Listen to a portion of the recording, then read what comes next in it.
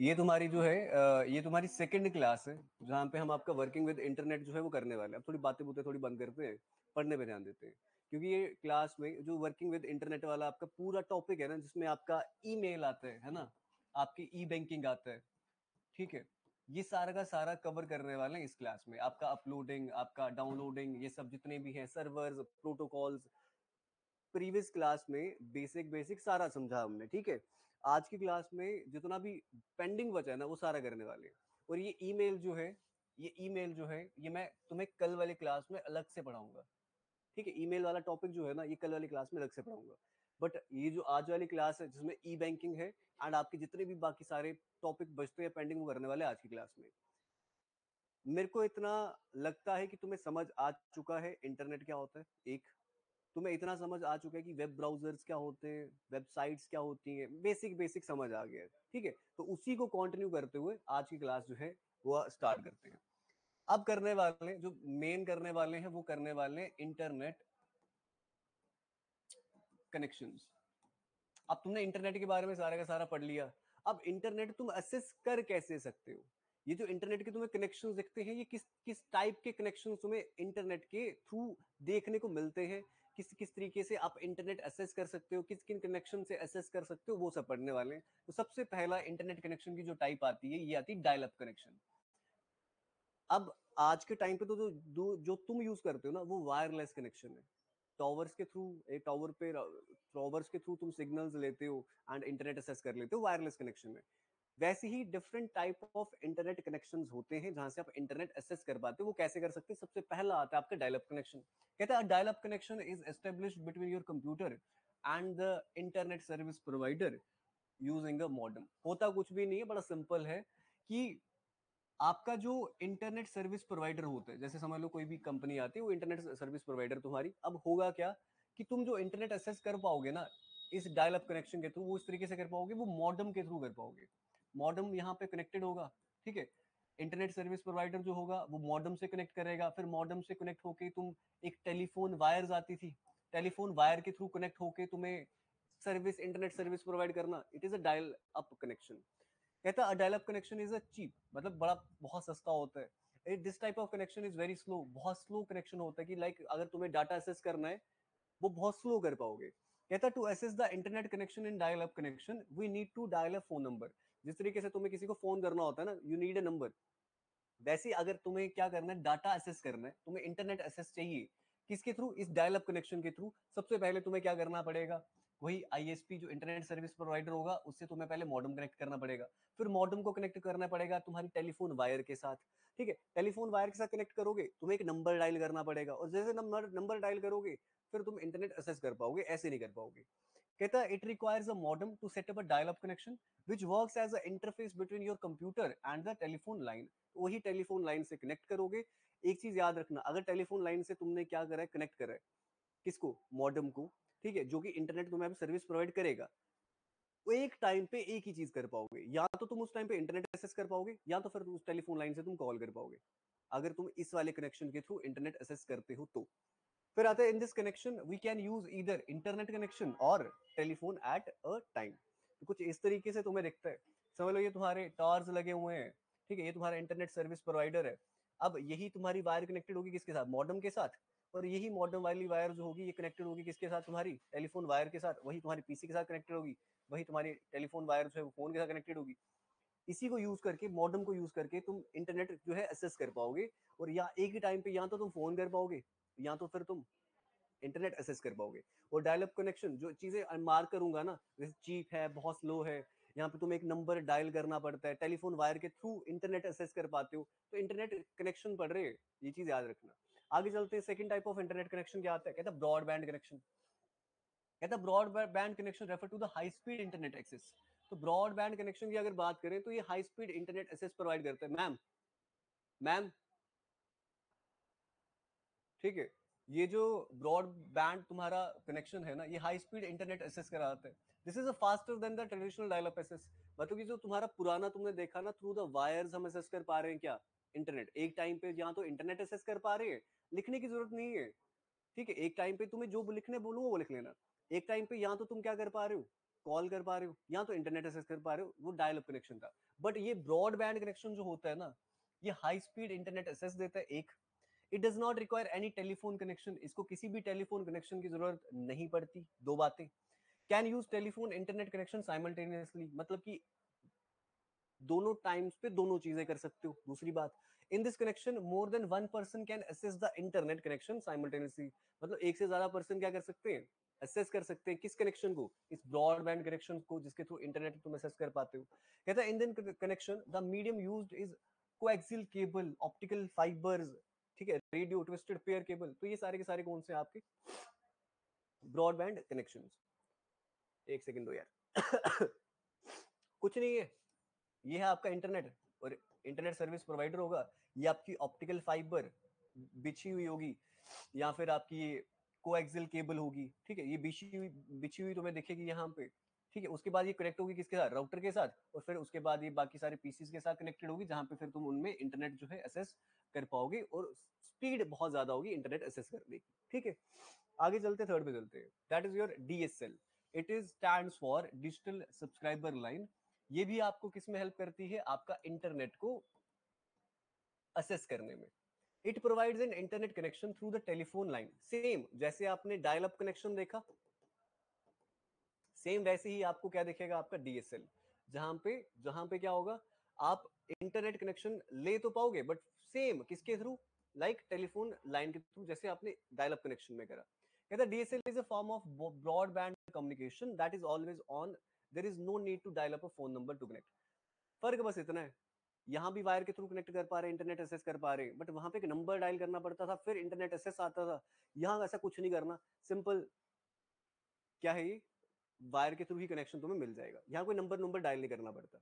मतलब समझ लो ये तुम्हारा इंटरनेट है, यहाँ पे तुम्हारा एक सेंट्रल ऑफिस होगा, और ये वायर्स तुम्हारी बिछी हुई होंगी जिसके थ्रू तुम इंटरनेट जो है एक्सेस कर पाओगे, और ये टेलीफोन वायर्स है, यहाँ पे तुम्हें कुछ नंबर जो है वो डायल नहीं करने।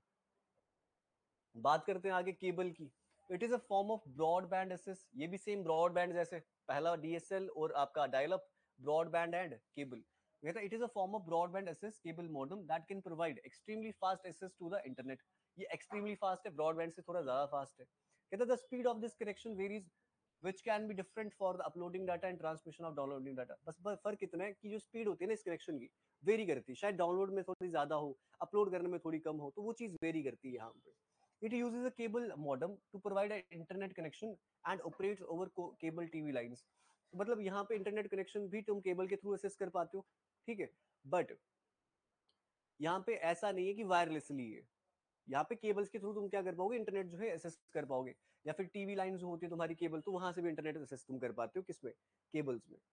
तो कुछ नहीं होता, एक घर पे तुम्हारी केबल आती है, ठीक है, एक घर तक तुम्हारी केबल आती है, उसके बाद तुम्हारे ये केबल टीवी जुड़े होते हैं, ये आउटलेट जुड़ी होती है, फिर टेलीविजन देखो, या फिर मॉडेम लगा लो और पीसी में नेट चला लो, तो इस तरीके से ये वायर घर तक आती है। तो ये केबल कनेक्शन है जहां से इंटरनेट एक्सेस कर पाते हैं। ये आपका फोर्थ टाइप है।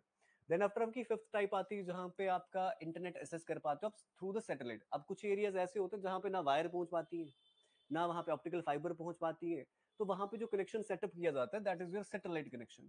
तो कहते हैं this type of connection is provided mainly in rural areas where broadband connection is not yet offered. तो जहां पे कोई ब्रॉडबैंड कनेक्शन, कोई डायल अप कनेक्शन पहुंच ना सकता हो, तो वहां पे फिर कैसा कनेक्शन यूज किया जाता है, सैटेलाइट कनेक्शन।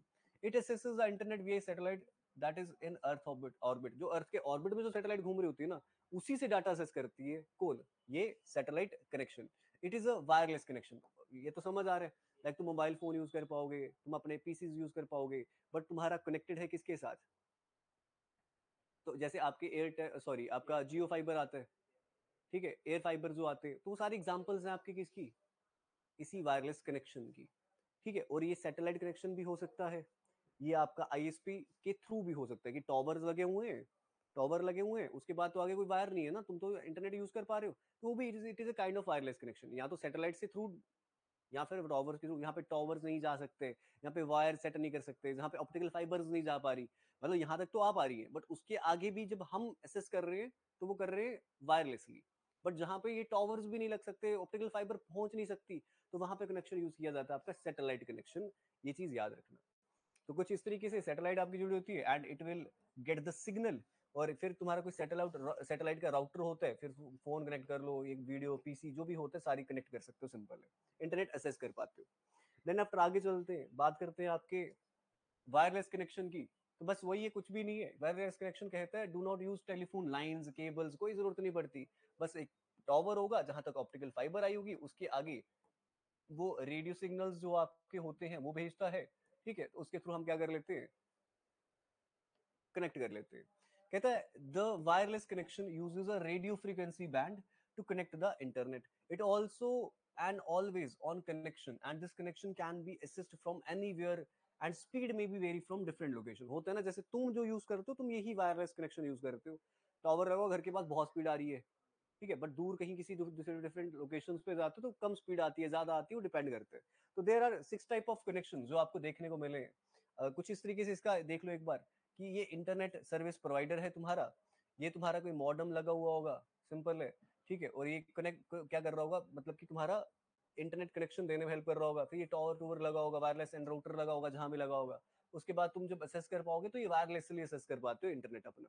तो 6 टाइप के तुमने अभी तक क्या देखे, वायरलेस सॉरी इंटरनेट कनेक्शन जो आप एस्टेब्लिश कर सकते हो इन योर फोन्स। तो किस तरीके से कर सकते हो, पीसीज किस तरीके से कर सकते हो, या तो आप dial up connection through the wires, एक नंबर डायल करना पड़ेगा, फिर इंटरनेट मिलेगा, फिर ब्रॉडबैंड, ठीक है, फास्टर है, ठीक है। मतलब कि तुम इस टाइम पे मतलब दोनों काम कर सकते हो, टेलीफोन भी यूज कर सकते हो एंड कॉल्स वगैरह भी कर सकते हो, इंटरनेट भी यूज कर सकते हो। फिर डीएसएल आता है, it is also kind of dial up connection, but phone number dial नहीं करना पड़ता, वायर के थ्रू होता है। फिर केबल कनेक्शन आता है, केबल घर तक आती है, उसके बाद अपने बाकी सारे डिवाइसेस हम कनेक्ट कर लेते हैं उससे, it is also kind of broadband connection. और 2 वायरलेस कनेक्शन आते हैं, एक सैटेलाइट के थ्रू और एक वायरलेस कनेक्शन जो हम अभी के टाइम पे यूज होता है वो देखते हैं, ठीक है। अच्छा, ये कर लिया। अब कहता इंटरनेट प्रोटोकॉल्स, ये बहुत इंपॉर्टेंट है, कल बताया था कि एक सेट ऑफ रूल्स है, ठीक है। सेट ऑफ रूल्स जो हैं, जो बनाए गए हैं कि इंटरनेट को वर्क करना कैसे है, इंटरनेट में कोई फाइल अपलोड होती है वो कैसे होती है, डाउनलोड होती है वो कैसे होती है, यहां से इंफॉर्मेशन अगर दूसरी जगह पे जाती है वो कैसे जाती है। तो कुछ सेट ऑफ रूल्स बना के रखे हुए हैं, वही सेट ऑफ रूल्स बढ़ते हैं अभी। तो इंटरनेट प्रोटोकॉल में सबसे पहला आता है तुम्हारा टीसीपी, ट्रांसमिशन कंट्रोल प्रोटोकॉल। तो ये प्रोटोकॉल जो है, इसका काम क्या है, इसका पता क्या काम है, कहता है ensure reliable ordered and error checked delivery of the data between applications. ये एक मेरा यूजर है, ये मेरा एक यूजर है, इसने एक डाटा यहां से यहां भेजा, ठीक है। अब ये डाटा जो होता है जाता है किसकी फॉर्म में, पैकेट्स की फॉर्म में, कल करा हमने। कहता अब ये डाटा एक सीक्वेंस में गया, जिस ऑर्डर में तुमने भेजा था क्या उसी ऑर्डर में गया, एक, क्या ये जो डाटा मैंने भेजा, क्या ये सही से गया, कोई गलती तो नहीं है उसमें। अब मैंने कोई फोटो भेजा एंड तुम्हें पता उसको पैकेट्स की फॉर्म में उसने क्या कर दिया, तोड़ दिया, और जल्दी ट्रांसमिशन के लिए उसने अलग अलग जगह से पैकेट भेजे। अब ऐसा तो है नहीं कि ऐसे तुम्हें ये सीक्वेंस था और वहां पे जाओ तो फोटो तुम्हारा एक नाक नीचे हो, ऐसे उल्टा सीधा हो, ऐसा होता नहीं है। तो एक ऑर्डर में जाए, वहां जाके तुमने यहाँ पे लिखा हाय, आगे जाके कुछ और लिख दिया हुआ है, तो ऐसा तो नहीं है ना। तो उसी चीज को चेक करना, ठीक है, उसी एरर को चेक करना और उसको एक सीक्वेंस में ऑर्डर में पहुंचाना, डाटा को एक जगह से दूसरी जगह, उसका किसका काम होता है, टीसीपी का, ट्रांसमिशन कंट्रोल प्रोटोकॉल का। ये रूल है कि ये रूल है, इस तरीके से ही जाएगा। देन आफ्टर आगे चलते हैं, कहता यूडीपी, यूजर डाटाग्राम प्रोटोकॉल, कहता provide a simpler connectionless communication method without granted delivery often used in streaming and gaming. अब समझ लो मैं स्ट्रीमिंग करता हूँ, मैं यूट्यूब पे जाता हूँ, मैं लाइव क्लास कर रहा होता हूँ। तो जिस टाइम पे मैं जो बोल रहा हूँ तो वही है ना, ऐसा तो नहीं है कि मैं अभी कुछ बोला और 10 घंटे बाद फिर तुम्हें सुनाई दे हाँ ऋतिक सर ने कुछ ऐसा बोला था और बच्चे और गायब हो गए वहां पे। ऐसा नहीं, एक सीमलेस कनेक्शन, एक सीमलेस, लाइक जब गेमिंग कर रहे होते हैं तो ऐसा तो नहीं बंदे ने अभी शॉट मारी, उसको गोली मारी, ठीक है, और बंदा गिर रहा है 10 घंटे बाद, तो ऐसा नहीं है। एक सीमलेस कनेक्शन जो मेरे को देखने को मिलता है गेमिंग्स में, देखने को मिलता है, मतलब मेरा डाटा जो है, वो मतलब कम्युनिकेट जो हो रहा है ना, वो मतलब एक गारंटी है एक टाइप की कि सही कम्युनिकेट हो रहा है, ठीक है। वो कौन देखता है सारा का सारा, यूडीपी, यूजर डाटाग्राम प्रोटोकॉल। फिर उसके बाद आता है internet protocol, responsible for addressing and routing packets of the data across the network. Simple, ये मेरा डाटा है, ये मेरा एक सर्वर है समझ लो, या ये मेरा एक पर्सन है जिसने डाटा भेजना यहाँ से यहाँ। अब वो डाटा जिसको उसने भेजना है, क्या वो उसी सूटेबल पर्सन के पास गया, ये चेक करने का काम किसका होता है, इंटरनेट प्रोटोकॉल का। ये कुछ रूल्स रेगुलेशंस हैं जिसके थ्रू जो डाटा मैं जिस पर्सन को भेजना चाहता हूँ उसी के पास जाता है, वो इंटरनेट प्रोटोकॉल के थ्रू होता है, ठीक है। और तुम्हें पता है इंटरनेट प्रोटोकॉल IPv4 और IPv6 वर्जन यूज करते हैं, जिसमें आप क्या 32 बिट्स एंड 128 बिट्स यूज होती हैं। क्या क्या ओके फिर आता है HTTP, तो हाइपर टेक्स्ट ट्रांसफर प्रोटोकॉल। कहते हैं used for transferring web pages on the internet, forms the foundation of data communication on the world wide web. तुम्हें दिखा world wide web, world wide web पे दिखी तुम्हें क्या, वेबसाइट्स। अब इन वेबसाइट्स पे आपके वेब पेजेस जो है वो किस तरीके से अपलोड होंगे, तो उन सब के लिए रूल्स रेगुलेशन जो सेट करता है वो कौन करता है, हाइपर टेक्स्ट ट्रांसफर प्रोटोकॉल। तो हाइपर टेक्स्ट ट्रांसफर प्रोटोकॉल क्या करता है, वेब पेजेस को ट्रांसफर करता है इंटरनेट पे, किस रूल के हिसाब से किस तरीके से जाएगा, वो सब देखने का काम किसका है, इस हाइपर टेक्स्ट ट्रांसफर प्रोटोकॉल का। HTTPS सिंपल है, सिक्योर लग जाएगा, मतलब अब मैं वेब पेज जो है मैंने अपलोड करना है, मैंने एक कोई मेरा डाटा है, मैं चाहता हूं वो सिक्योर रहे, मतलब कि मैंने कोई डाटा अपलोड किया ऑन द इंटरनेट, ठीक है, ऑन द वेबसाइट, अब वो सिक्योर रहे, ऐसा ना हो कि कोई और उसको चुरा के ले जाए, ठीक है। तो तब के टाइम पे कौन सा प्रोटोकॉल यूज करते हैं, हाइपरटेक्स्ट ट्रांसफर प्रोटोकॉल सिक्योर। तो कहते हैं कि ऐसी एक्सटेंशन एचटीटीपी की जिसमें SSL या फिर TLS यूज करते हैं, इसको मैं आगे अच्छे से समझाता हूं तुम्हें। कहता है HTTP का एक ऐसा वर्जन, एक ऐसी एक्सटेंशन जो हम यूज करते हैं ताकि डाटा जो है वो एनक्रिप्टेड फॉर्म में जाए, ताकि सिक्योर कम्युनिकेशन हो सके, मतलब वेब पेजेस अपलोड की बट वो सिक्योर फॉर्म में हो, एनक्रिप्टेड फॉर्म में हो, मतलब कोई और उसे एक्सेस जो है वो ना कर पाए बीच में। सिक्योरली डाटा अपलोड करना, लाइक सिक्योरली वेब पेजेस को ट्रांसफर करना, सिक्योरली नहीं, वेब पेजेस को वो it is a different thing. मैं वेब पेजेस देखो, वेब पेजेस मेरे को वेबसाइट पे अपलोड करने हैं या वेब पेजेस मेरे को ट्रांसफर करने हैं वेबसाइट्स पे, तो यूज किया HTTP। बट अब मैं सिक्योरली अपलोड करना चाहता हूँ, ऐसा ना हो कि मैं वेब पेज अपलोड करूं या वेब पेज वेबसाइट्स पे डालूं, वो बीच में मतलब कि ऐसा हो जाए कि कोई और मिलिशियस सॉफ्टवेयर आ जाए जिसको हैक कर जाए कुछ इस तरीके से, कि सिक्योरली वेब पेज, जैसे यार पर सिंपल एग्जांपल देता हूँ, मैं व्हाट्सएप पे जाता हूँ, तो व्हाट्सएप पे ना एक एनक्रिप्शन का मतलब कि बोलते कि अब तुम्हारे मैसेजेस जो है एनक्रिप्टेड होते हैं। अब पहले क्या होता था, मैंने हाई भेजा तो बीच में पहले यहाँ जाएगा एक सिस्टम पे और आगे जाएगा तो फिर हाई होगा, मतलब यहाँ भी वो सिस्टम पे हाई दिख रहा होता था।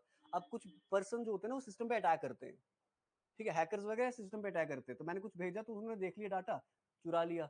बट एनक्रिप्शन का मतलब क्या होता है, मैंने हाई लिखा तो इसका समझ लो ऐसे है कि ABCD कुछ इस तरीके से उसने कोड बना दिया, एनक्रिप्ट कर दिया, उस डाटा को बचा लिया। अब अगर तुम्हारा इंफॉर्मेशन कहीं पे कोई चुरा भी लेता है तो उसको क्या पता चलेगा।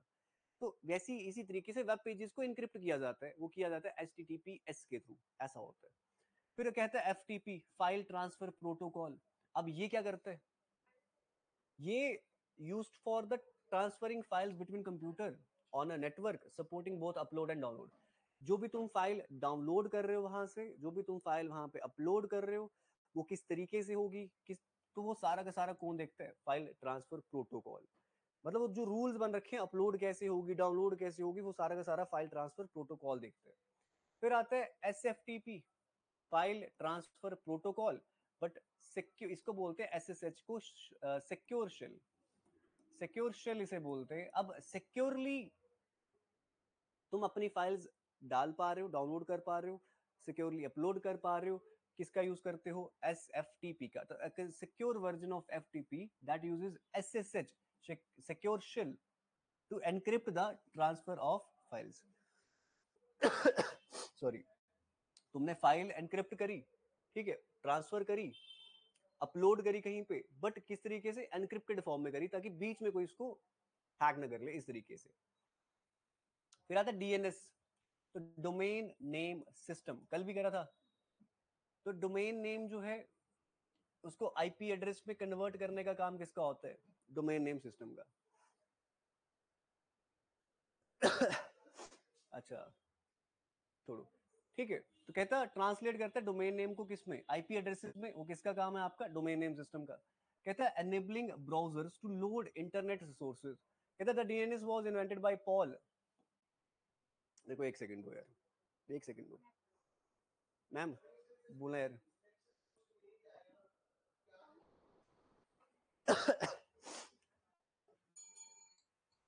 अच्छा, डोमेन नेम सिस्टम का काम क्या है? ये it is a kind of a protocol जो आपके डोमेन नेम्स नहीं आप देखते उनको आईपी एड्रेसेस में कन्वर्ट करता है, सिंपल, ठीक है। और डीएनएस पहली बार इन्वेंट किसने किया था? पॉल मोकापेट्रिस ने इन 1983। ये इंपॉर्टेंट है, याद रखना। फिर आता है DHCP, dynamic host configuration protocol.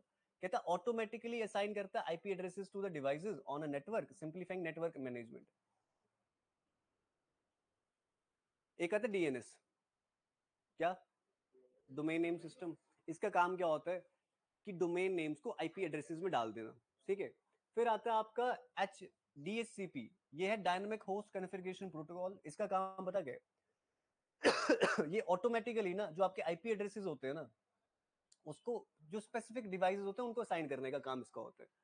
मतलब कि एक पर्टिकुलर, जैसे तुम्हारे पास पर्टिकुलर तुम्हारा नंबर है, ठीक है, वैसे ही जो आपके डिवाइसेस होते हैं ना, रुको यार एक सेकेंड।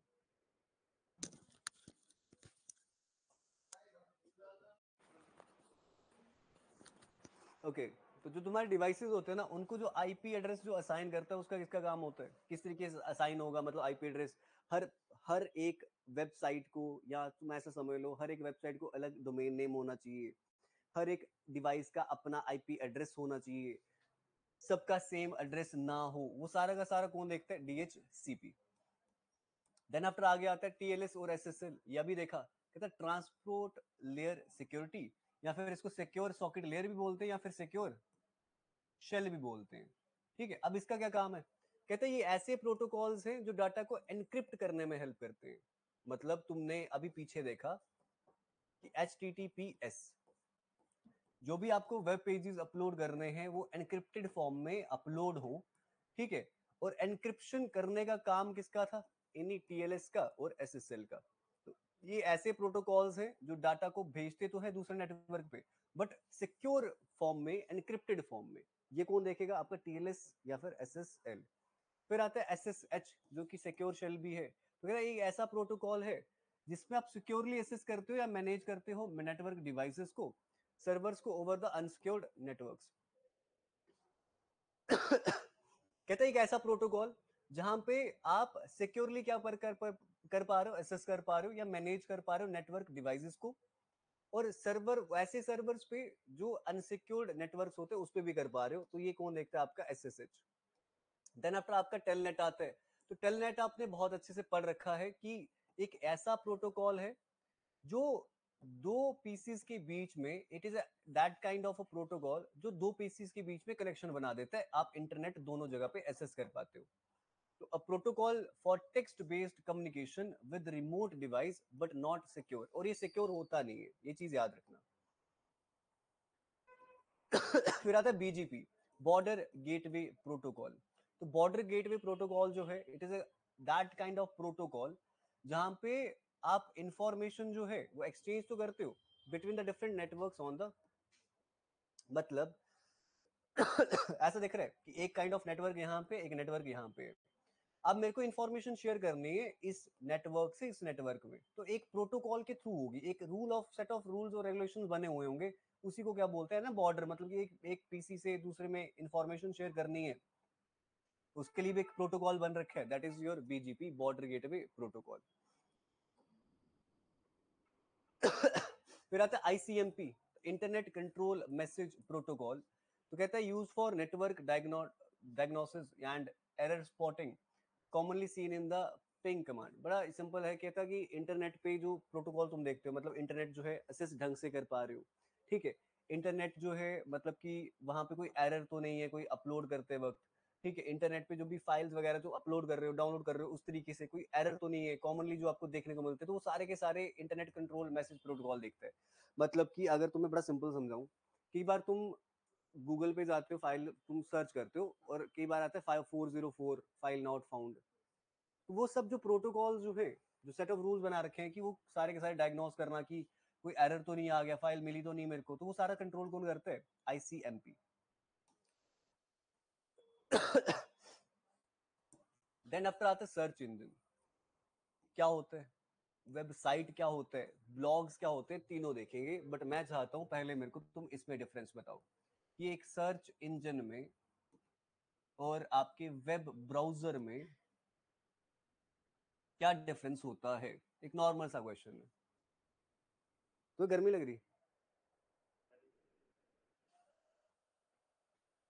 ओके, तो एक सर्च इंजन में और एक वेब ब्राउजर में क्या फर्क होता है? तो जो आपका वेब ब्राउजर है ना, जो आपका वेब ब्राउजर है, अगर मैं वेब ब्राउजर की बात करूं, तो आपको वर्ल्ड वाइड वेब पे जितनी भी इंफॉर्मेशन ढूंढनी है, सुनना ध्यान से, वो किसके थ्रू ढूंढ सकते हो?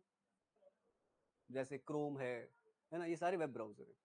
बट सर्च इंजन पता क्या होता है कि मैं चला गया, समझ लो क्रोम पे चला गया, ठीक है, और ये क्रोम जो है मेरा एक वेब ब्राउजर है, अब मैं इस पे इंफॉर्मेशन सर्च की, वो सर्च की मैंने क्रोम के through, that is your web browser. But search engine क्या होता है ना, कि मैंने लिखा, जैसे मैंने लिख दिया फुटबॉल, ठीक है, सर्च करने के लिए मैंने जो चीज यूज करी, that is your web browser. अब लिखा फुटबॉल, अब फुटबॉल जो है, अब उसी के रिलेटेड मेरे को रिजल्ट जो दिखाएगा ना, उसे सर्च इंजन बोलते हैं। मतलब उसी के रिलेटेड जो मेरे को रिजल्ट दिखा रहा है फुटबॉल की, मेरे को वेबसाइट दिखना शुरू हो गई, मेरे को वहां पे शॉपिंग करने दो, वो सब दिखना शुरू हो गया, तो वो सर्च इंजन करता है काम। वेब ब्राउजर पे मैं सर्च करता हूँ, बट सर्च इंजन क्या करता है?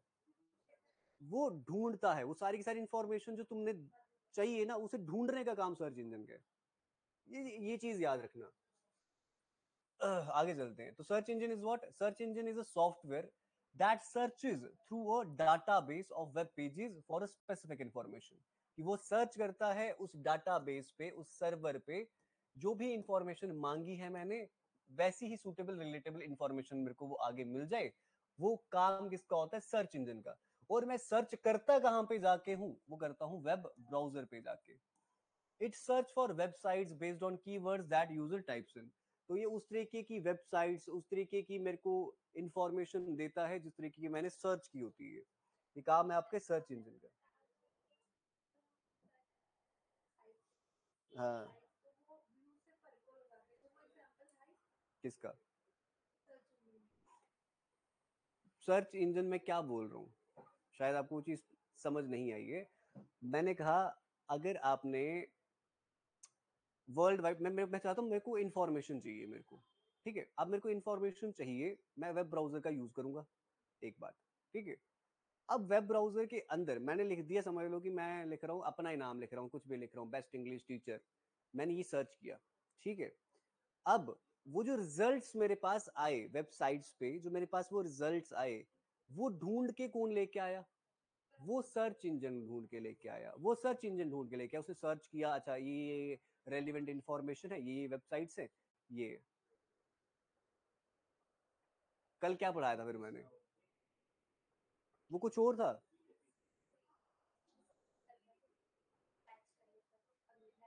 कुकीज थी वो। क्या हो गया? एक तो मेरे को गर्मी लग रही है, ऊपर से तुम ऐसे उल्टे से क्वेश्चन पूछ रहे हो। ओके, आगे चलते हैं। कहता है लिस्ट ऑफ सर्च इंजन, तो Yahoo, AltaVista, HotBot, web crawler, Excite, Lycos, Magellan, Google, Bing, या फिर इन्फोसीक, ये सारे के सारे किसके एग्जांपल है? सर्च इंजन के। मतलब सर्च करके डाटा तुम्हें देते हैं, ठीक है। एग्जाम में पूछ लिया जाता है, डक डक डक गो हो गया, बाइडू हो गया, इंडेक्स हो गया, ask.com हो गया, इंटरनेट आर्काइव हो गया, तो ये सारे के सारे एग्जांपल है किसके? सर्च इंजन के। क्वेश्चन पूछेगा इनमें से सर्च इंजन कौन सा नहीं है, तो पता होना चाहिए, तो एक बार देख लेना। उसके बाद आता है तुम्हारे मोस्ट इंपॉर्टेंट क्वेश्चन, कि इंडिया का फर्स्ट प्राइवेट सर्च इंजन कौन सा था? इंडिया का पहला सर्च इंजन कौन सा था? कौन सा? हाँ, ये था क्यू मामू, ठीक है। और ये कुछ इस तरीके से दिखता था, तुम्हें एक बार देख लो। तो ये पहला इंडिया का सर्च इंजन था। अब इसमें है, था क्या, कहते हैं this is easy to use fastest running native Google, मतलब ऐसा समझ लो गूगल जैसे कुछ इस तरीके से इसका इंटरफेस था। और क्यू मामू इसका नाम था। मतलब असेस कर पाते थे आप वेब पे इमेजेस, वीडियोस, न्यूज, शॉपिंग, ये सब कर पाते थे किस पे? क्यू मामू पे। तो it is a kind of a search engine, जो पहला सर्च इंजन था आपका इंडिया का।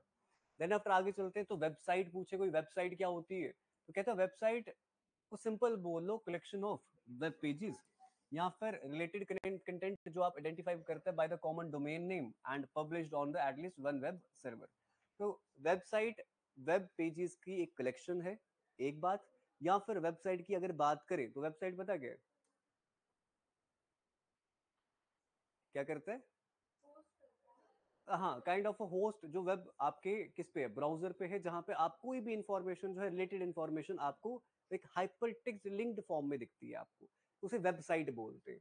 उसका अपना एक डोमेन नेम होता है, उसका अपना एक आईपी एड्रेस होता है। तो ये अच्छा, डोमेन नेम से आईपी एड्रेस जो देने का प्रोटोकॉल है वो कौन हेल्प करता है? कौन सा? कौन से प्रोटोकॉल के थ्रू डोमेन नेम से आईपी एड्रेसेस में कन्वर्ट करते हैं? DNS, domain name system. अभी पढ़ के आए हो, क्या हो गया?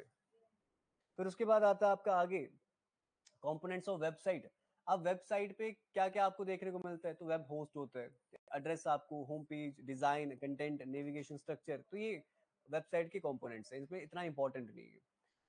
कहता वेबसाइट भी होती है दो तरीके की, एक स्टैटिक वेबसाइट होती है, एक आपकी डायनामिक वेबसाइट होती है। कुछ भी फर्क नहीं पड़ता, वेबसाइट पे वेब पेजेस दिख रहे हैं, और वेब पेजेस लिख किस लैंग्वेज में जाते हैं? एचटीएमएल हाइपरटेक्स्ट मार्कअप लैंग्वेज में।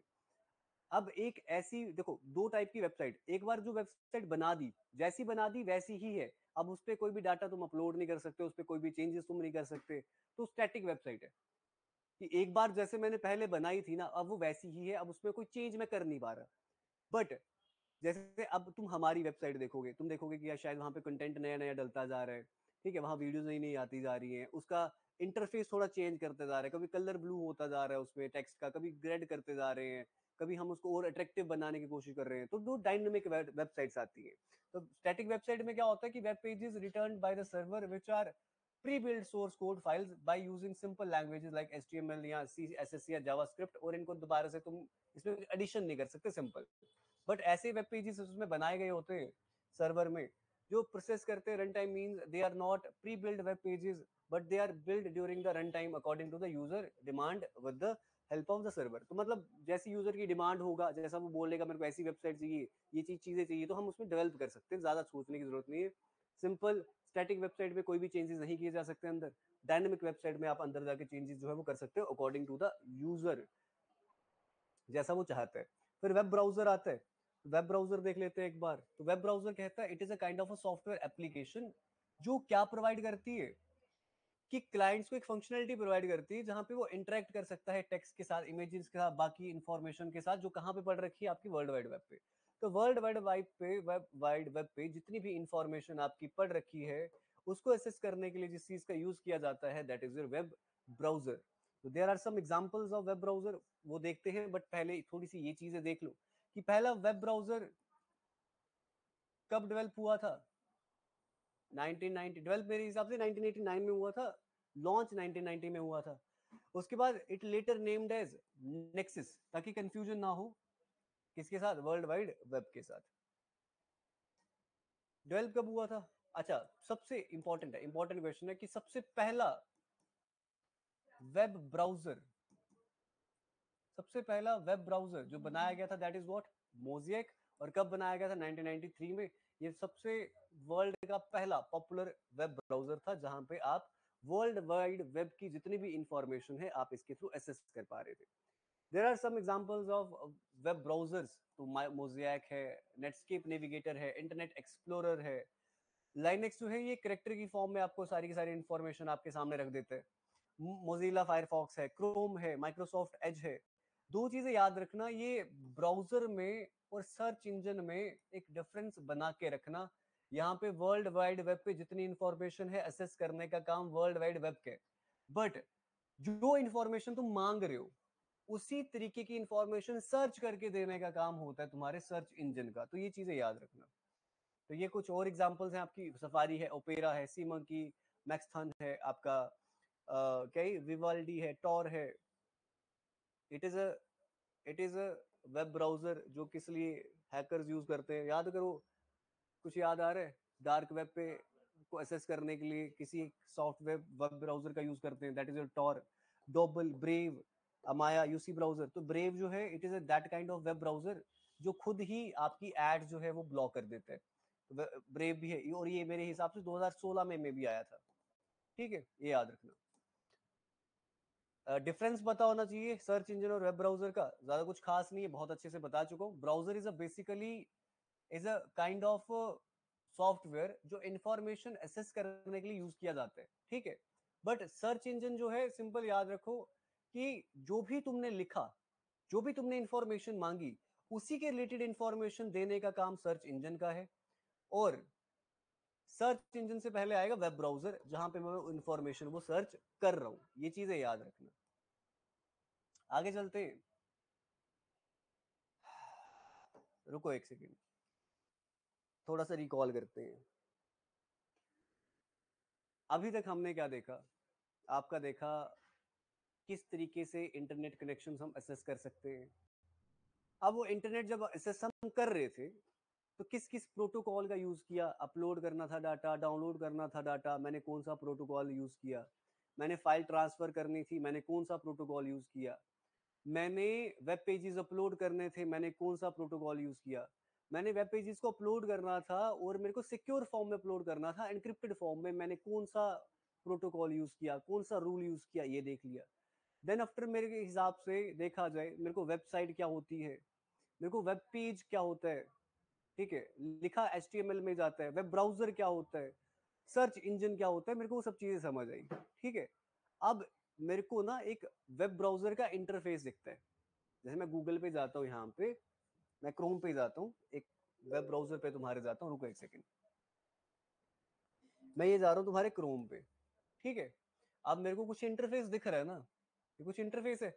अब इस इंटरफेस को भी एक्सेस करने के लिए there are some shortcut keys, कुछ शॉर्टकट कीज होती है कि ऐसा प्रेस करूंगा तो ये हो जाएगा। तो उन शॉर्टकट कीज की करते हैं बात। ठीक है,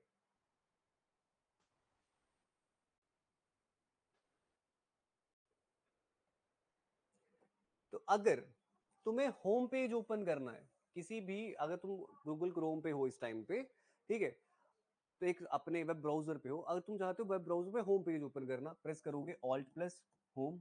एक, अगर तुम चाहते हो कि जो करंट वेबसाइट जो है उससे फुल स्क्रीन मोड में मैं देख लूं, तो F11 प्रेस करोगे। करके दिखाऊं, करके दिखाऊं,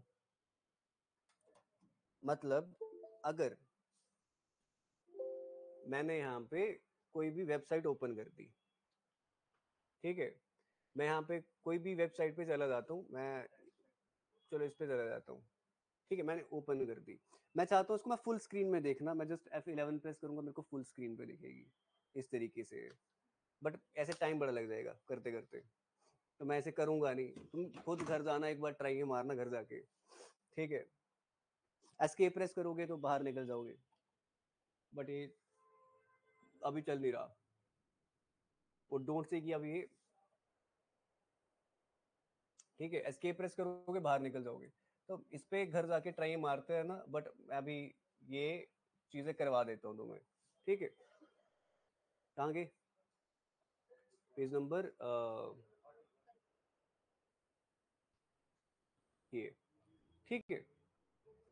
अगर तुम चाहते हो, देखो तुमने क्या करा, कोई पेज अपलोड होने के लिए छोड़ दिया, मैंने सर्च किया, मैंने सर्च किया करियर फोकस है ना, अब वो पेज अपलोड हो रहा है, बट तुम चाहते हो अब नहीं करना, नहीं करना, तो एस्केप प्रेस कर दो। एक, तुम चाहते हो जूम इन और जूम आउट करना पेज को, मतलब होता है ना स्क्रीन बड़ी करना छोटी करना, तो कंट्रोल प्लस प्लस दबाते जाओ, कंट्रोल प्लस प्लस प्रेस करते जाओ, स्क्रीन बड़ी होती जाएगी साइज, कंट्रोल माइनस माइनस करते जाओ तो स्क्रीन का साइज छोटा होता जाएगा। ठीक है, ये किस पे हो रहा है, ये आपके उस वेब ब्राउजर पे हो रहा है, उसकी सेटिंग्स पे। अगर आप चाहते हो टैब्स पे मूव करना, ठीक है, टैब मतलब कि यहाँ पे मैंने एक टैब खोल रखा है, फिर एक दूसरा टैब खोल रखा है, तीसरा टैब खोल रखा है, इसमें मूव करना चाहता हूँ, तो कंट्रोल 1 2 3 प्रेस करता जाऊंगा, तो टैब मूव होते जाएंगे, 1 प्रेस करूंगा पीछे पीछे 1 पे चला जाएगा, 2 प्रेस करूँ 2 पे चला जाएगा। बट मैं चाहता हूँ कि ये मेरा लास्ट टैब जो ओपन हुआ था ना, टैब अब दिखाऊं टैब क्या होता है, मतलब तुमने सर्च कुछ किया, ऊपर टैब बन गया, सर्च किया, यहाँ दूसरा टैब बन गया, फिर दूसरा टैब बनाया, टैब बन गया। तो अगर टैब्स पे मूव करना चाहते हो तो ये प्रेस करो, और चाहते हो एकदम से लास्ट टैब पे चला जाऊं, तो कंट्रोल 9 प्रेस कर दो। कहता open the clear browsing data window to quickly clear private data, तो क्या करोगे, कंट्रोल शिफ्ट डिलीट, तो सारा जितना भी ब्राउजिंग डाटा होगा डिलीट हो जाएगा। कहता select everything on the page, page पे सब कुछ सिलेक्ट करना है, तो कंट्रोल A। अच्छा, उसके बाद ऐड अ बुक मार्क, हम बुक मार्क ऐड करते हैं ना, कि जो जो भी मेरी फेवरेट्स वेबसाइट्स होती हैं, कि वो मेरे को एक ही बार में वहां पे टच करूँ, स्टार टाइप सा बना होता है कि जहां जाऊंगा तो यहाँ जाके मिल जाएंगी, तो कंट्रोल D कर लोगे, तो जो भी वेबसाइट सर्च की होगी उसका बुक मार्क बन जाएगा। तुम चाहते हो जितनी भी तुमने फाइंड, जितने भी पेजेस तुमने खोल रखे थे, जितने भी तुमने सारे के सारे टैब्स खोल रखे थे, सारी वेबसाइट तुम क्या चाहते हो, तो कंट्रोल शिफ्ट डी कर लेना, तो सारी की सारी जो होती है तुम्हारी वो बुक मार्क हो जाती है websites. Open the find bar, तो फाइंड बार ओपन करना है फ्रंट पेज में तो F6 प्रेस कर लो। हेल्प के लिए F1 प्रेस करते हैं। ओपन ब्राउजर हिस्ट्री, जो भी सर्च किया तुमने तो हिस्ट्री कहाँ पे, control H। Display the download window, जो भी विंडो में तुमने डाउनलोड किया जो भी, तो कंट्रोल J प्रेस करोगे तो डाउनलोड विंडो तुम्हें दिखना शुरू हो जाएगी। मैंने कुछ फाइल्स डाउनलोड करी रखी थी, या तो वहां पे सेटिंग में, वहां पे एक बार में जाके, ठीक है, मेन्यू बार में जाके वहां पे तुम सारी सर्च कर लो, तो यहाँ फिर क्या करो, कंट्रोल J प्रेस करो तो डाउनलोड सारे तुम्हें जो फाइल की है वो सारी दिख जाएंगी। उसके बाद फिर तुम चाहते हो नई ब्राउजर विंडो ओपन करना तो कंट्रोल N प्रेस करो। टैब ओपन करना चाहते हो ना, तो कंट्रोल टैब प्रेस करते, कंट्रोल T। अगर मैं टैब ओपन करना चाहता हूँ नया तो कंट्रोल T, बट नया web browser, new browser window open करना चाहता हूँ तो कंट्रोल N प्रेस करते हैं। कहते ओपन अ न्यू विंडो, अब न्यू विंडो ओपन कर रहा हूँ कंट्रोल N, बट मैं न्यू विंडो ओपन करना चाहता हूँ सर्च करने के लिए, बट वो इनकॉग्निटो मोड में, मतलब जहाँ पे वो प्राइवेट मोड, वही इनकॉग्निटो है ना नमगैल, ठीक है। तो उसको कैसे ओपन करते हो, कंट्रोल शिफ्ट N से।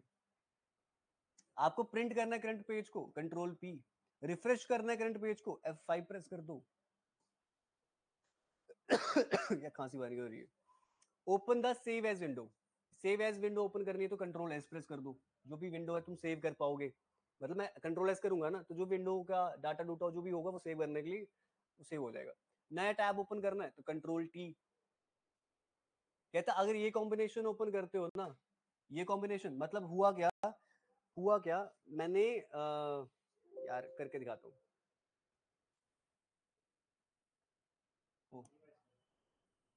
ठीक है, हुआ क्या, मैं चला गया यहाँ पे, ठीक है, मैंने क्या किया, मैंने प्रेस किया गया तुम्हारा, कहाँ गया, कंट्रोल T, तो मेरा नया टैब ओपन हो गया।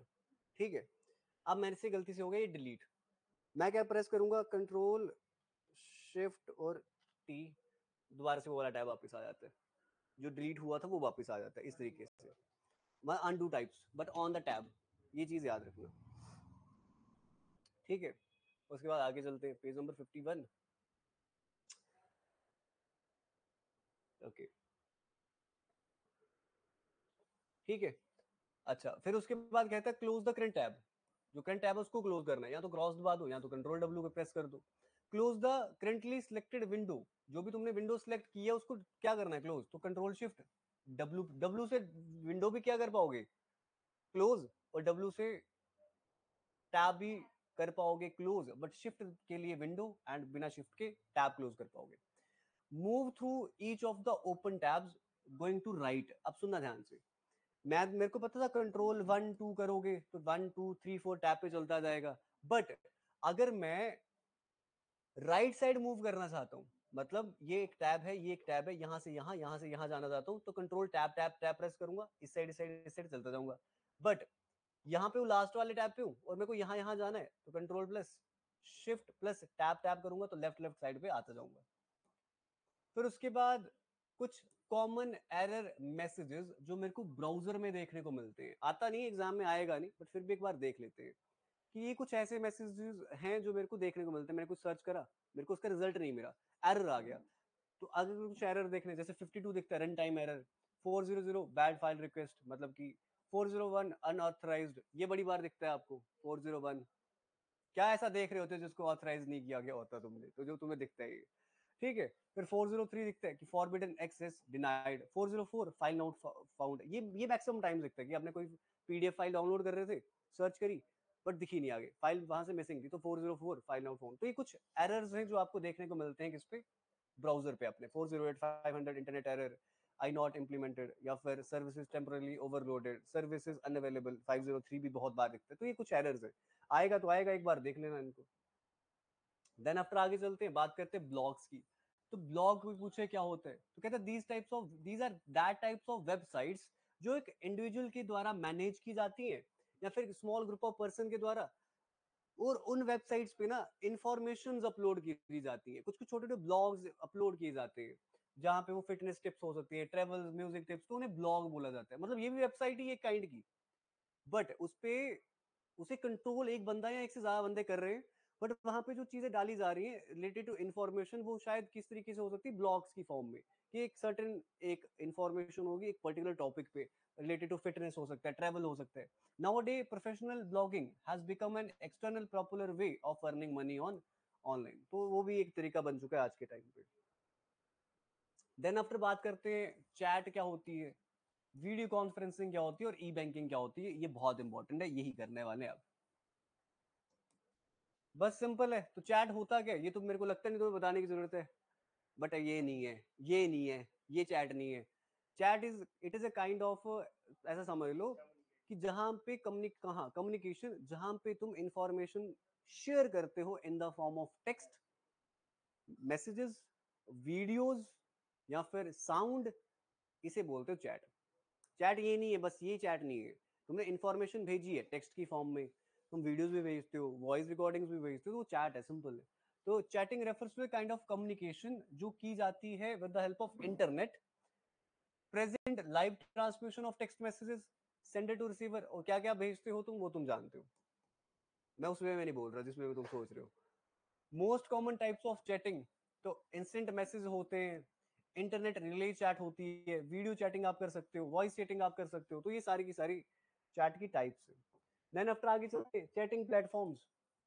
तो याहू मैसेंजर है, Google talk, Facebook, WhatsApp, Skype, Telegram, Snapchat, Instagram, ये सारे के सारे आपके चैटिंग प्लेटफॉर्म्स है.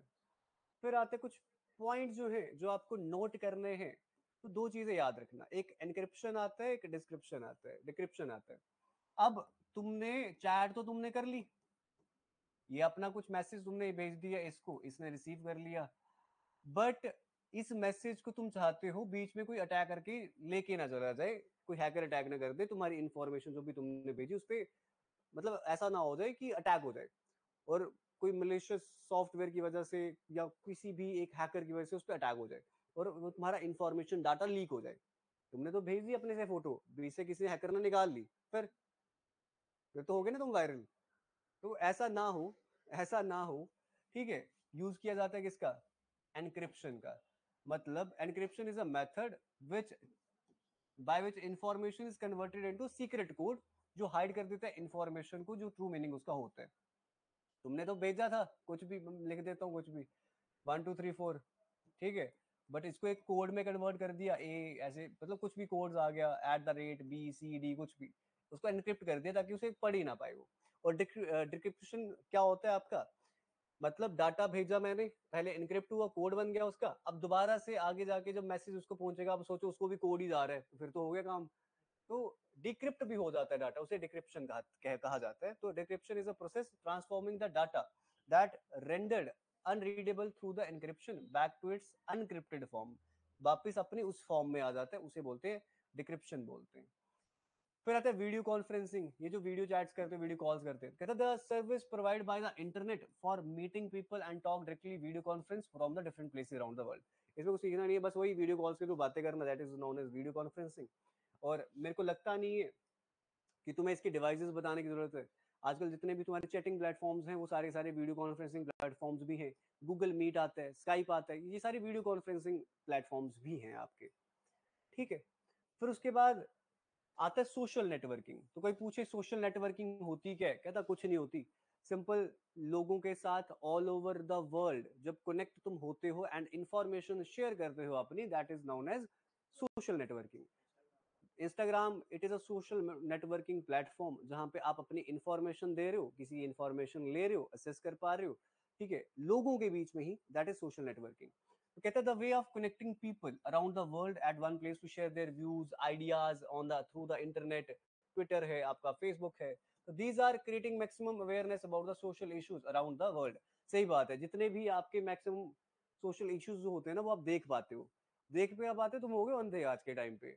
तुम्हें जितने भी सोशल इश्यूज तुम दिख रहे हैं वो उसी से ही बढ़ते हुए दिख रहे हैं. हमें लगा था कि ये सोशल नेटवर्किंग जो है, साइट्स जो है, वेबसाइट जो है, एप्स जो है, ये कहीं ना कहीं हमें इश्यूज से अवेयर करवाएंगी, बट इसकी वजह से, हाँ, इसकी वजह से इश्यूज बढ़ रहे हैं. अवेयर करवा रहे हैं कि हाँ आजकल की जनरेशन को क्या होता जा रहा है, मतलब अवेयर. मैं इस टॉपिक पे जाऊंगा ज्यादा, फिर विवाद, क्या बोलते हैं, विवाद हो जाएगा कुछ इस तरीके से, ठीक है, बवाल हो जाएगा, छोड़ दो। तो फेसबुक है, ऑर्कुट है, ट्विटर है, गूगल प्लस है, लिंक्डइन है, बाडू है, मीटअप है एंड निंग है। तो ये सारे के सारे क्या हैं, आपके सोशल नेटवर्किंग प्लेटफॉर्म्स हैं, जहां पे लोगों के साथ इंटरेक्ट कर सकते हो, इंफॉर्मेशन शेयर कर सकते हो। आगे बात करते ई बैंकिंग की। कुछ नहीं है ई बैंकिंग, कुछ नहीं है, बड़ा सिंपल है। पैसों का लेन देन ऑनलाइन कर देना, उसी को कहते हैं ई बैंकिंग। मेरे को जरूरत पड़ी यार, इतने पैसे चाहिए, फोन किया मैंने यार दोस्त को अपने, बार पैसे भेज दे, उसने घर बैठे ही पैसे मेरे अकाउंट में डाल दिए, that is known as e banking. ठीक है, तो इंटरनेट के थ्रू एक जगह से दूसरी जगह पे पैसे भेजना, that is known as e banking, simple. तो the facility provided by banks to do online transaction through computers and internet facilities refers to e banking. Bill pay कर सकते हो, डोनेशन दे सकते हो चैरिटीज को बैंक अकाउंट्स में, transaction जो होती है, ठीक है, अमाउंट टू अदर अकाउंट्स में तुम ट्रांजेक्शन डाल सकते हो, सारा का सारा पॉसिबल है थ्रू द ई बैंकिंग। मतलब पैसा एक जगह से दूसरी जगह भेजना to internet is known as e banking. अब ई बैंकिंग की टाइप्स बहुत सारे हैं। एक एक दिखता है मोबाइल एंड इंटरनेट बैंकिंग की, जैसे लाइक मैंने पेटीएम यूज किया, गूगल पे यूज किया, तो that is a kind of what, mobile and internet banking. एक मेरे को दिखता है क्रेडिट एंड डेबिट कार्ड्स। तो एटीएम, तुम एटीएम में गए, पैसा तो तुमने बैंक में दिया ना जाके, यहां से निकलवा लिया, मैसेज आ गया इतने कट गए, it is also kind of E banking. ATM जो है फर्स्ट टाइप है ई बैंकिंग की, ठीक है, जहां पे सर्विस प्रोवाइड करी जाती है बैंक के द्वारा, कि मतलब कि उनको जब डिजिटल जाना था, ऐसा नहीं था कि पहले चेक भरता हूँ फिर बैंक जाता हूँ, तो अब डिजिटली भी बस कार्ड डालो पैसे बाहर निकालो। तो it is a first type of E banking. और अब तो ऐसा है कि पैसे डालो कार्ड निकालो, वो तो छोड़ ही दो, ऑनलाइन ही सब कुछ चल रहा है, तो इस तरीके से कहता ई बैंकिंग की टाइप्स में दो चीजें याद रखना। एक आता है इलेक्ट्रॉनिक डाटा इंटरचेंज, ईडीआई। ये एक ऐसी टेक्नोलॉजी है जो सिर्फ बिजनेस ट्रांजेक्शन की तरह ही रिस्ट्रिक्टेड है, मतलब आप भी सिर्फ बिजनेस ट्रांजेक्शन करना चाहते हो ना, वो सिर्फ इलेक्ट्रॉनिक डाटा इंटरचेंज से होगा। और ईडीआई जो है, ये सक्सीड हुआ है कि ट्रांजेक्शन जो बिजनेसेस में हो रही है ना, वो पेपरलेस हो। तो किसकी वजह से पॉसिबल है? ईडीआई की वजह से, इलेक्ट्रॉनिक डाटा इंटरचेंज की वजह से। फिर एक सेकंड आती है इलेक्ट्रॉनिक फंड ट्रांसफर। तो ये यूज किया जाता है electronically transfer of money from bank account to another bank account. ये जो अभी तुम देख रहे हो, मतलब कमर्शियली देखा जाए, बिजनेसेस में देखा जाए, यूज करते हैं ईडी। ईडी अभी देखा थोड़ी देर पहले, ईडी आई का। और अगर तुम चाहते हो बिजनेस छोड़ के एक बैंक अकाउंट से सिर्फ दूसरे बैंक अकाउंट में मेरे को डाटा, आपको सॉरी डाटा नहीं, मनी ट्रांसफर करनी है, यूज करते हैं इलेक्ट्रॉनिक फंड ट्रांसफर का। तो ये उसकी टाइप है। यहाँ पे कुछ चीजें जो बड़ी इंपॉर्टेंट है, जो आपको आनी चाहिए, एनईएफटी की फुल फॉर्म आनी चाहिए, आरटीजीएस की फुल फॉर्म आनी चाहिए, और आईएमपीएस की फुल फॉर्म आनी चाहिए। आरटीजीएस की फुल फॉर्म कोई पूछेगा तो real time gross settlement, IMPS की पूछेगा इमीडिएट पेमेंट सर्विस, एनईएफटी की पूछेगा नेशनल इलेक्ट्रॉनिक फंड ट्रांसफर। तो ये बहुत इंपॉर्टेंट है, एग्जाम में इसकी आपको फुल फॉर्म्स पूछी जा सकती हैं। अब ये सारी की सारी टाइप ऑफ आपकी है इंटरनेट ई बैंकिंग की है, इंटरनेट बैंकिंग की सारी वही टाइप्स है। और ये सिर्फ और सिर्फ आपकी यूज करी जा रही है कि आपको एक जगह से पैसे दूसरी जगह पे भेजने, तो किस तरीके से भेजने वो सब कुछ देख रही है। एनईएफटी की बात करें, तो अगर आपको मिनिमम ट्रांसफर करने हैं पैसे एक जगह से दूसरी जगह, तो 1 रुपए कर सकते हो। बट आरटीजीएस में 2 लाख मिनिमम करने पड़ते हैं, और आईएमपीएस के थ्रू 1 रुपए करने पड़ते हैं। पेमेंट देखा जाए ऑनलाइन ऑफलाइन दोनों चलते हैं, एनईएफटी आरटीजीएस ऑनलाइन ऑफलाइन दोनों चलता है, बट आईएमपीएस ऑनलाइन चलता है। मैक्सिमम कितनी है, कहते कोई लिमिट जितने मर्जी पैसे डालो, बट आईएमपीएस में 2 लाख मैक्सिमम ट्रांसफर आप मनी कर सकते हो। सेटलमेंट हाफ आवरली बेसिस, मतलब कि अगर मैंने किसी को पैसा भेजा, तो इसमें शायद आधा घंटा लग जाए जाते जाते, बट इसमें जिस वक्त भेजा उसी वक्त ही आपका चला जाता है। अगर ट्रांजेक्शन चार्जेस देखा जाए, तो अगर मैंने पैसे भेजे तो कोई चार्ज नहीं लगते, कोई चार्ज नहीं लगते, डिपेंड करता है कि बैंक आप कौन सा यूज कर रहे हो, तो उस हिसाब से यहाँ पे बैंक के चार्जेस होते हैं। कुछ और टर्म्स जो आपको पता होना चाहिए, एक आता है यूपीआई, यूपीआई की full form unified payment interface. आपको भीम की फुल फॉर्म पता होनी चाहिए, भारत इंटरफेस फॉर मनी। और एनपीसीए की फुल फॉर्म पता होनी चाहिए, national payment corporation of India. तो ये फुल फॉर्म्स पता होनी चाहिए। बात करते हैं आगे आपकी डाटा कम्युनिकेशन की। तो डाटा कम्युनिकेशन कुछ भी नहीं है, बड़ा सिंपल है। एक मेरे पास यहाँ पे एक पर्सन है, ये मेरे पास सेकंड पर्सन है। अब डाटा मैंने यहाँ से लेके यहाँ तक गया, तो किस तरीके से गया, किस दो डिवाइसेस में किस तरीके से गया, that is known as data communication. तो कहते हैं data communication are the exchange of data. Simple, ये जो डाटा का एक्सचेंज किया मैंने एक जगह से दूसरी जगह, ठीक है, इसी एक्सचेंज को कहा जाता है डाटा कम्युनिकेशन। और डाटा एक्सचेंज करने के मीडियम को क्या कहा जाता है, डाटा ट्रांसमिशन, किस तरीके से हुआ। तो कहता है दो डिवाइसेस के बीच में जब डाटा एक्सचेंज किया जाता है उसी को क्या किया जाता है, डाटा कम्युनिकेशन। अब ये ट्रांसमिशन मीडियम जो है, जो डाटा जो ट्रांसफर किया जाता है एक जगह से दूसरी जगह पे, वो बहुत सारे तरीकों से किया जा सकता है। आजकल तो इंटरनेट के थ्रू किया जा सकता है डाटा तुम्हारा ट्रांसफर, वायर केबल इन सब से किया जा सकता है।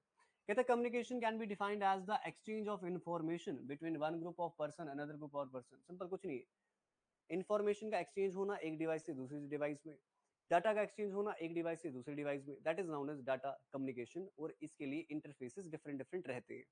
डाटा जो मैं ट्रांसफर कर रहा हूँ, मैं तुम्हें कोई डाटा दे रहा हूँ इंटरनेट पे, तो वो जो कम्युनिकेट कर रहा हूँ ना, उसकी भी डिफरेंट डिफरेंट टाइप्स रहती है, ठीक है। बट सबसे पहले जो एक चीज देख लो, कहता डाटा कम्युनिकेट करने के लिए, डाटा मेरे को एक जगह से दूसरी जगह भेजने के लिए क्या क्या कंपोनेंट चाहिए। तो सबसे पहले तो डाटा चाहिए, सबसे पहले डाटा चाहिए ना जो भेजना है। अब भेजेगा कौन, तो सेंडर भी चाहिए।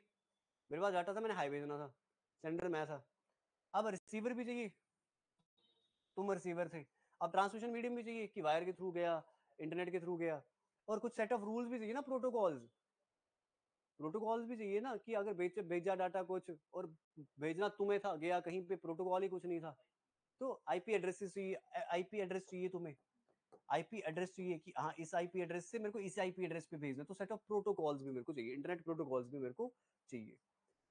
तो कुछ नहीं है, सेंडर है, ये मैसेज है, गया रिसीवर के पास, ट्रांसमिशन मीडियम कुछ भी हो सकता है। कुछ प्रोटोकॉल्स थे मैसेज भेजने के, कुछ प्रोटोकॉल्स थे रिसीव होने के। बात करते हैं आपके टाइप्स ऑफ डाटा कम्युनिकेशन। अब डाटा भेजा किन किन तरीकों से जाता है या किस किस तरीके से कम्युनिकेट होता है डाटा तुम्हारा। तो कहता सिंपल कम्युनिकेशन होती है, जहां पे सिर्फ डायरेक्ट डाटा मैं भेज सकता हूं, तुमसे डाटा ले नहीं सकता। मतलब मैं टीवी देख रहा हूं, सिर्फ डाटा ले पा रहा हूं ना। अब मैं बोलूं न्यूज रिपोर्टर वाली को कि हाँ नहीं यार मेरे को ये वाली खबर सुननी है, मेरे को ये सुना दे आगे से, तो पॉसिबल नहीं है ना। डाटा तो मैं ले पा रहा हूँ, इन्फॉर्मेशन तो मैं ले पा रहा हूँ, सिंगल वे में ले पा रहा हूँ। उसे बोलते हैं सिंगल सिंप्लेक्स कम्युनिकेशन या one way communication. We can see the unidirectional communication in which one device only receive and another device only sends data devices to the entire capacity in transmission। वही television की example, वो वाली भेज रही है data, मैं देख रहा हूँ उसको, तो ये सिंप्लेक्स कम्युनिकेशन है। फिर आते हैं यहाँ पे, वही एक सिंपल है, एक जो भी एक भेजने वाला होगा एक रिसीव करने वाला होगा। फिर आता है मेरे पास हाफ डुप्लेक्स कम्युनिकेशन, ये टू वे है। मैं डाटा भेजा, पहले तुम रिसीव करोगे, फिर रिसीव करने के बाद फिर तुम वापस मेरे को डाटा भेज पाओगे। ऐसा नहीं है एक बार में दोनों कर पा रहे हैं, पॉसिबल नहीं है। किस पे, हाफ डुप्लेक्स में। तो टू वे कम्युनिकेशन तो है, बट बाई डायरेक्शनल है। मतलब जब मैं डाटा भेजूंगा ना, तुम नहीं भेज सकते, और जब तुमने भेजा फिर मैं नहीं भेज सकता उस टाइम पे, उस पर्टिकुलर टाइम पे। तो कहता है in which both devices can send and receive data but not at the same time. Walkie talkie देखिए, हेलो हेलो, है ना, ऋतिक स्पीकिंग, बस, ठीक है। फिर आगे जाके उस तक जाएगा तो आगे से रिस्पॉन्स आएगा, तो ये हाफ डुप्लेक्स कम्युनिकेशन है। तो वॉकी टॉकी बेस्ट एग्जांपल है। फिर फुल डुप्लेक्स कम्युनिकेशन में क्या होता है, बाई डायरेक्शनल है। हेलो, हाय, बातें चल रही तुम्हारी, बस वही फोन पे जो बातें करो, तो वो तुम्हारा फुल डुप्लेक्स है। तो it is a two way communication, we can say that bidirectional है, जहां पे दोनों डिवाइसेस एक ही टाइम पे डाटा सेंड और रिसीव कर सकते हैं। तो फुल डुप्लेक्स, कंप्यूटर पीसी से सब कुछ। अब एक लास्ट टर्म आती है अपलोडिंग। तो अपलोडिंग कुछ भी नहीं है, सिंपल है, तुम्हारे कंप्यूटर सिस्टम से, तुम्हारे कंप्यूटर सिस्टम से जब तुम सर्वर में डाटा डालते हो, दैट इज अपलोडिंग। अपलोड कर रहे हो ना कुछ, मैंने यूट्यूब के सर्वर पे अपनी वीडियो डाल दी, इंस्टा पे स्टोरी डाल दी, तो एक एक सर्वर में मैंने कुछ डाला अपने सिस्टम से, दैट इज अपलोडिंग। कहता है the process of transferring data computer to the internet is known as uploading. But जब मैंने बोला मेरे को यार बेस्ट इंग्लिश टीचर की इमेज चाहिए, आगे जो भी है, तो वहां से सर्वर से मैंने डाउनलोड किया अपने सिस्टम में, दैट इज डाउनलोडिंग, खत्म। बट अभी एमसीक्यूज हैं, अब वो करते हैं। यार स्टार्टिंग में थोड़ा सा मेरा गला खराब था, मजा आया था। Okay, want what is the shortcut key to open a new tab? तो control T, control N, new window open करता था। पूरी की पूरी फाइल सेव करने का काम किसका होता था? कंट्रोल एस का। विच of the following is a web browser created and developed by Microsoft? तो वो माइक्रोसॉफ्ट एज है। चलो मैं एक्सप्लेन नहीं कर रहा, पीछे जाके देख लेना एक बार। While dash data transfers from customer machine to server, थोड़ा सा पढ़ने में लगेगा डिफरेंट, मशीन से सर्वर में जा रहा है, उसे क्या बोलते हैं? व्हेन अपलोडिंग डाटा, जब डाटा अपलोड करते हैं वो ट्रांसफर होता है कस्टमर की मशीन से सर्वर्स में। Okay, which of the following is a keyboard shortcut to reload? Reload करना है, रिफ्रेश करना है F5 से। F1 से क्या ओपन हो जाता है? हेल्प का ऑप्शन ओपन हो जाता है। Which is a graphical web browser developed by Apple? Safari. Chrome web browser है। एज माइक्रोसॉफ्ट के द्वारा वेब ब्राउजर बनाया गया है। मोजिला फायरफॉक्स मोजिला के द्वारा बनाया गया है, तो ये याद रखना। और मोजिला फायरफॉक्स मोजिला जो है पहली बार कब डेवलप किया गया था, बना लॉन्च कब हुआ था? 1993। 3 in web browser which of the following is responsible for displaying the web pages? सुना सुना ध्यान से, ये क्वेश्चन पढ़ाना ही पड़ेगा। There are kind of protocols जो वेब पेजेस ट्रांसफर करने के लिए थे, दैट इज HTTP और HTTPS।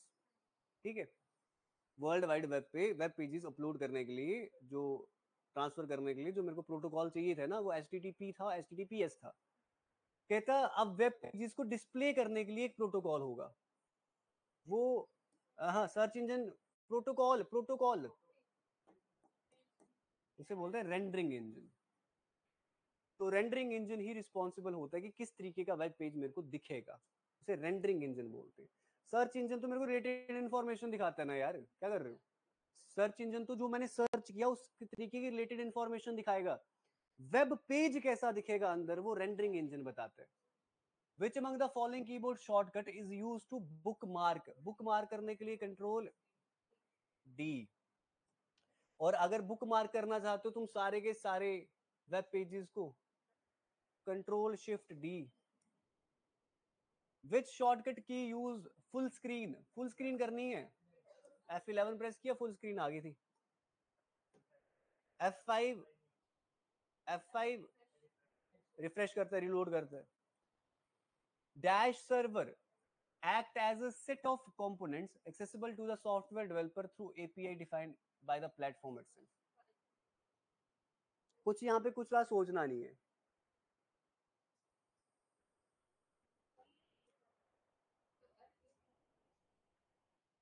कहता कौन सा ऐसा सर्वर है, ठीक है, जहां पे आप सेट ऑफ कंपोनेंट जो है असेस कर पाते हो एक सॉफ्टवेयर डेवलपर के थ्रू, जो भी प्लेटफॉर्म उसने बनाया गया होता है, तो उसे बोलते हैं एप्लीकेशन सर्वर। एप्लीकेशन सर्वर एक ऐसा सर्वर होता है जहां पे सेट ऑफ कंपोनेंट्स आप असेस कर पाते हो, जितनी भी एप्स वगैरह जो भी असेस कर पाते हो, किसके थ्रू? एप्लीकेशन सर्वर के through. Dash was the first browser, Mozilla, Mozilla,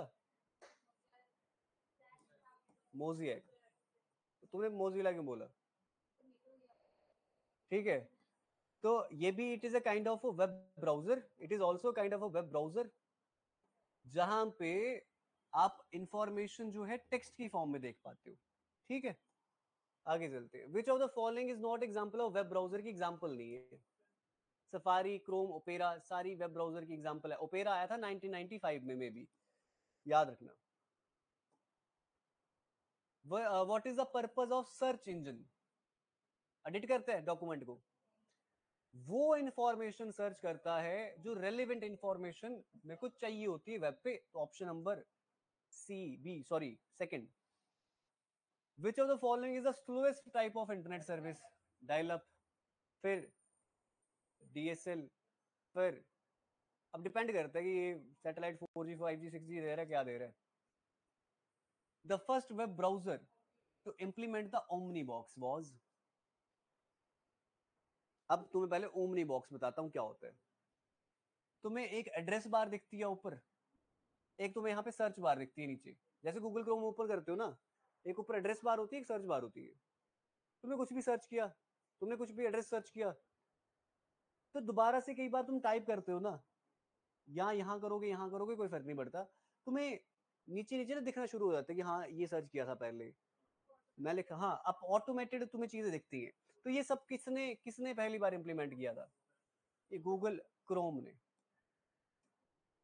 which are the following protocol use for www? www HTTP है, www के लिए HTTP है. इसको मैनेज करना W3C है. ओके देखो एक क्वेश्चन देख लेते हैं पहले, फिर लास्ट में पूछना. The communication protocol used by internet,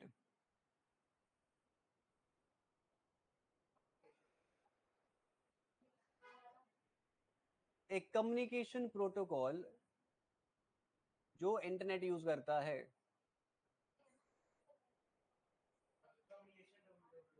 ये प्रोटोकॉल थोड़ी है यार, ये प्रोटोकॉल थोड़ी है, ये तो www करता है, मैं इंटरनेट की बात कर रहा हूँ. तो TCP/IP इंटरनेट में मतलब कि लाइक कम्युनिकेशन, मतलब क्या डाटा अपलोड कर रहे हो इंटरनेट पे, क्या डाउनलोड कर रहे हो, तो वो transmission control protocol, internet protocol, internet protocol IP. The first page that you normally view website पे, पहला पेज क्या दिखता है? होम पेज, और क्या ही दिखता है? A word that looks underlined on a web page. अगर मैं वेब पेज पे चला जाऊं ना, कई बार ब्लू ब्लू होके ना एक अंडरलाइन मेरे को वर्ड दिखता है, वो पता क्या होता है? A link to another. मतलब अगर मैं इस पे प्रेस करूंगा तो दूसरे वेब पेज पे चला जाऊंगा.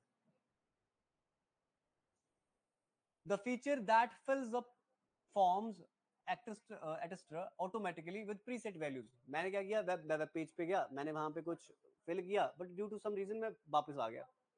ऑटोफिल जो है वो एक ऑप्शन है जिसके थ्रू मैं, मतलब जिसके थ्रू ऑटोमेटिकली मेरी जो भी फिल किया होता है वो अपने आप फिल होता है वेब पेज के ऊपर. विशाली जाना है आपको कहीं पे? बस बस 10 क्वेश्चन बचे, नहीं पूछ रहा हूँ, घर जाना, जल्दी जाना, बता दो. सिर्फ 10 क्वेश्चन बचे हैं, सिर्फ 10 क्वेश्चन है. 10 नहीं, 10 ही है. A user can get files from another computer on the internet by using FTP, file transfer protocol.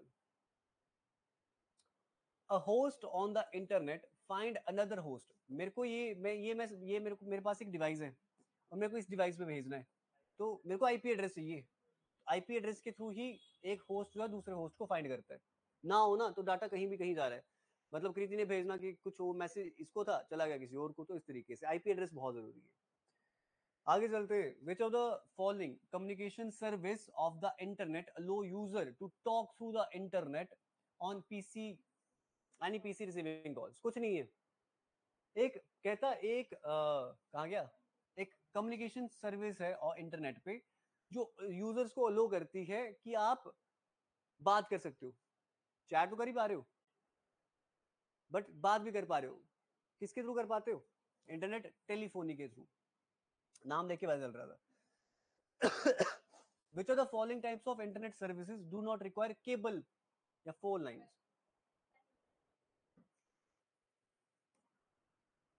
The dash tab shows all the websites and pages that we have visited earlier. तो कौन सा tab होता है जो बता देता है हम कहाँ कहाँ गए थे पहले? तो हिस्ट्री बार टैब जो होता है वो सब पता चल जाता है कहाँ कहाँ किस किस वेबसाइट पे गए थे. किस ईयर में वर्ल्ड वाइड वेब स्टार्ट हुआ था? With regard to internet, dash is not, dash does not have a search engine.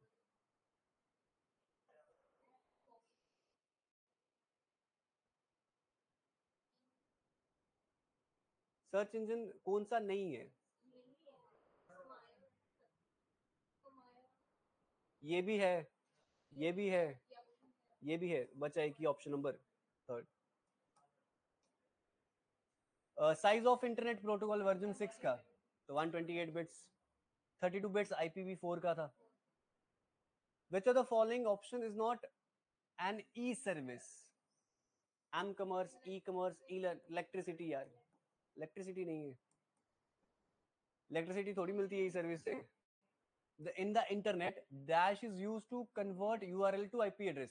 Domain name system अभी करके आए हैं, कन्वर्ट करते हैं URL को IP एड्रेस में डोमेन नेम सिस्टम। ये यहाँ पे तुम्हारा इंटरनेट और ई बैंकिंग खत्म होता है। अब करते हैं कल की क्लास में ईमेल। मैं खत्म करूंगा जैसे मर्जी, मेरे को करना है। और ये कितनी घंटे की क्लास हुई है? 1:12। बीच में खांसी हो रही थी, इसलिए मेरे को थोड़ा लगा कि बीच में मैं अच्छे से कर नहीं पाया हूँ थोड़ा, बट बाकी सब ठीक था। ठीक है, ट्राई करना एक बार, इसे देखो जाके। कल करते हैं, कल की क्लास भी 1.5 घंटे से ऊपर चली जाएगी। अब करवानी है, नेटवर्किंग कहाँ ही करवाया मैंने अभी।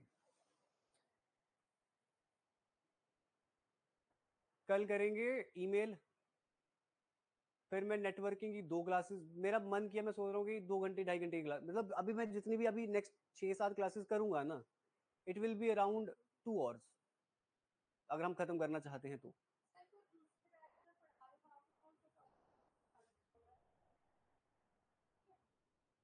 ये मैं सिर्फ एक ही बार पढ़ाऊंगा, ठीक है, सिंपल।